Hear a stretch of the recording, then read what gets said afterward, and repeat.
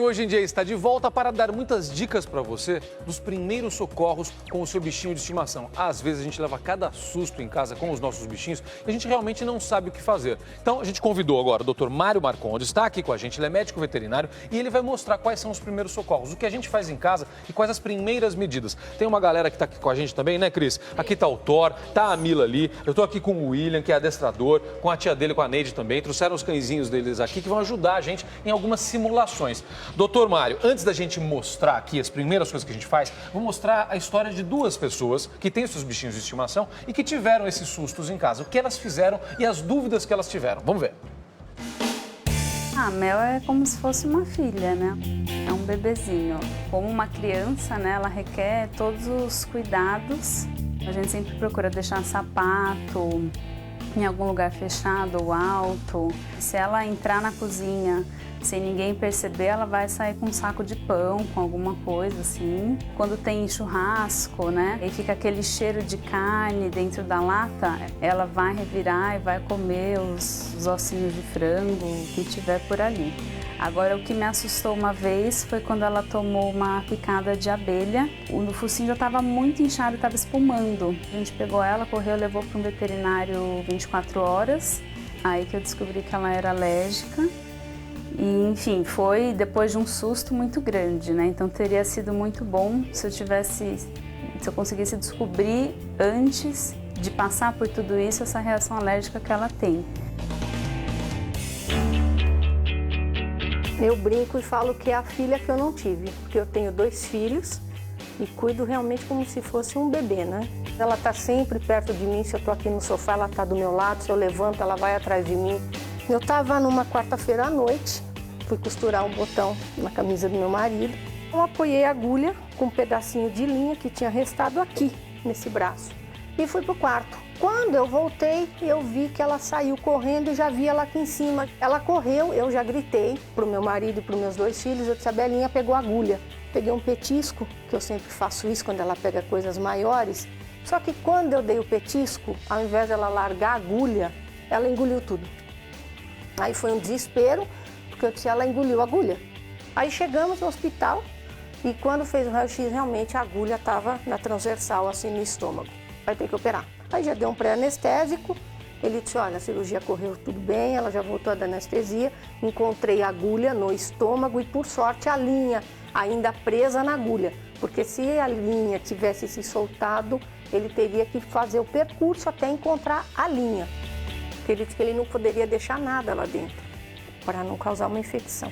Foi indo até que ela acabou se recuperando bem, ficou ótima. E hoje já está aqui, não pronta para outra, que eu espero que nunca mais, né?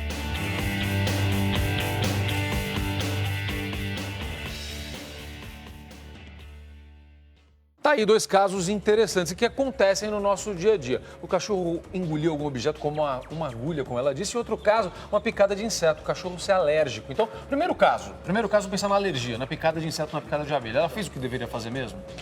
Na verdade, assim, o mais importante é a rapidez no atendimento. Então, se o animal começa a ter inchaço ou falta de ar em casa, por qualquer motivo, às vezes nem observou se picou uma abelha, se tem alergia a algum produto, se ingeriu alguma coisa diferente, é importante sempre levar no pronto-socorro animal. A gente tem teste de alergia para bichinho de estimação, que nem a gente tem pra gente também? Tem também, existe. Mas nesse caso, como é muito agudo, não dá tempo de fazer um teste, tem que tratar já com medicação. No caso da agulha ali, deu um petisco para empurrar a agulha, é isso que tem que fazer? Não, forçar, vomitar, o que faz? Se observou ingerir agulha, esse é um caso que a gente acompanhou no nosso hospital, só que a proprietária ficou bastante ansiosa e para tentar tirar a agulha, ela ofereceu um petisco para trocar isso, mas o animal não vai ter o discernimento disso, ele acabou levando o petisco e engoliu as 2 coisas. Foi tudo embora? Foi tudo. Então, o importante, na verdade, é tentar retirar.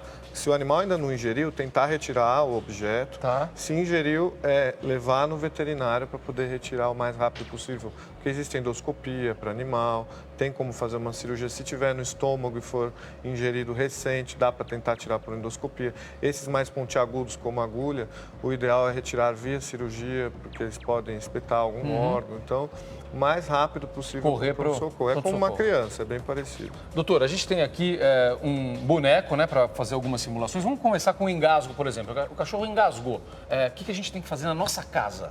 Então, aqui a gente tem esse manequim de treinamento americano, ele tem um pulmão artificial, né? Que é para atendimento de emergência.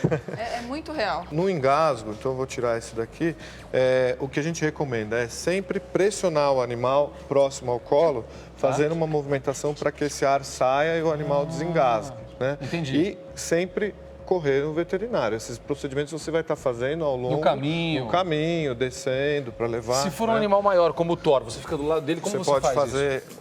Dá pra mostrar? batendo nas costas. Vai lá, mostra pra mim. Aqui, por exemplo, você vai bater nas costas dele para tentar desengasgá-lo, né? Tá. E aí ele vai Thor é fazer bonzinho, esses viu, gente? movimentos de Sentou tentar no meu pé expelir. aqui, ele tá super né? à vontade, por isso que eu não tô saindo, tá, gente? De tentar expelir. Isso sempre pensando se ele inalou também esse corpo estranho que está indo para as vias aéreas, né?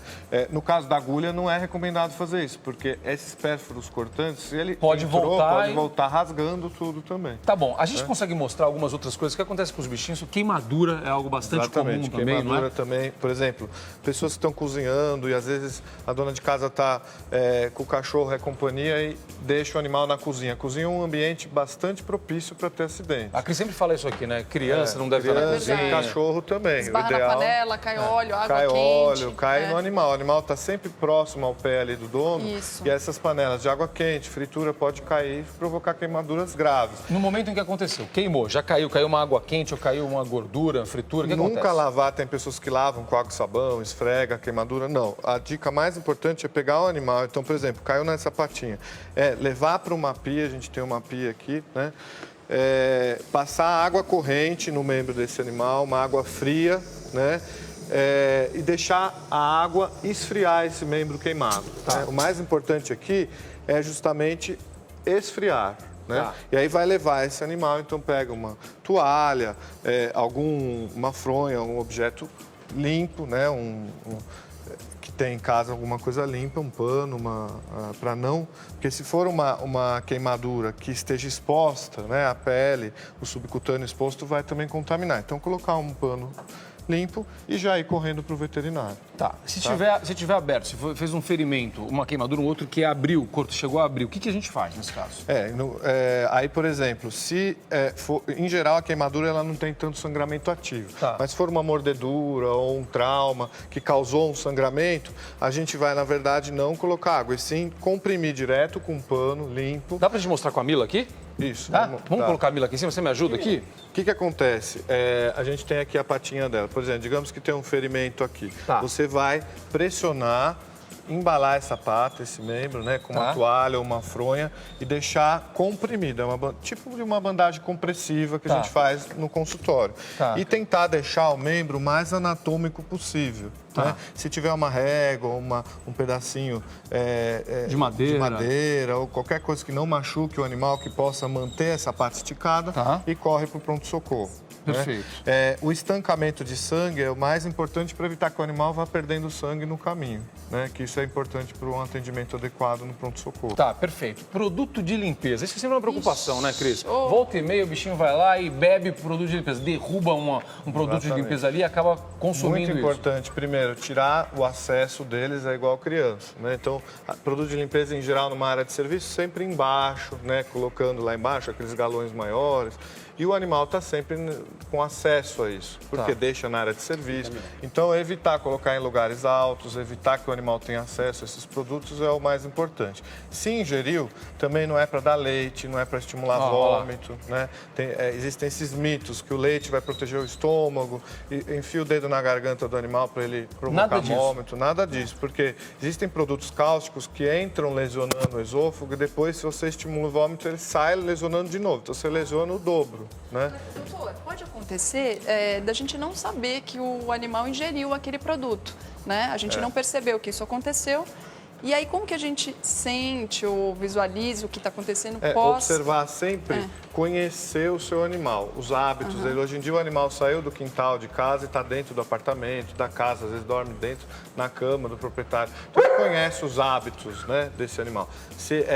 Vê a quantidade de comida que ele ingere, se ele está mais amuadinho, apático, se ele é um cachorro contente, vive festejando o dono quando ele chega do trabalho, de repente, aquele dia ele está mais quietinho, amuadinho, não chega a festejar. Observar a consistência de fezes na casa, que você tem o hábito lá de olhar se ele tem um lugarzinho que faz a urina, as fezes, se estão amolecidas, se teve diarreia, se está tendo vômito, se tem alguma pocinha de vômito na casa. Então, esses são sintomas importantes para observar no dia a dia, para que esse animal ele esteja sendo acudido o mais rápido possível. Porque quanto mais precoce, seja uma doença aguda ou crônica, maiores as chances de diagnóstico, tratamento. Existe muita estrutura hoje para fazer diagnóstico, né? Doutor, e os olhos, hein? Quando cai algum produto nos olhos, o que a gente faz, hein? Sempre água corrente também. Então, abrir os olhos, né? Então, a gente pode mostrar aqui Vamos lá. com esse manequim que eu acho que é melhor. Quer descer a Mila? Pode descer. Porque ela tá louca para brincar com o Tora. Então, aqui a gente tem o manequim. Então, caiu produto químico no olho, tentar aproximar o animal, água corrente, joga no olho. Tá? Porque essa água corrente ela vai passar pelo olho e retirar com a pressão o produto químico desse olho. Pelo menos a maior parte tá? você vai Pelo tirar. menos a maior parte. Soro fisiológico, esse tipo de coisa, pode jogar ou não? Se você estiver sozinho, não estiver conseguindo passar a água corrente, pode também. Ou um copo de água, pode jogar. O ideal é sempre esse fluxo da torneira. Perfeito. Doutor Mário Marcondes, médico veterinário, deu muitas dicas bacanas aqui dos primeiros socorros com os nossos bichinhos de estimação. Neide, obrigado. William, muito obrigado pela presença.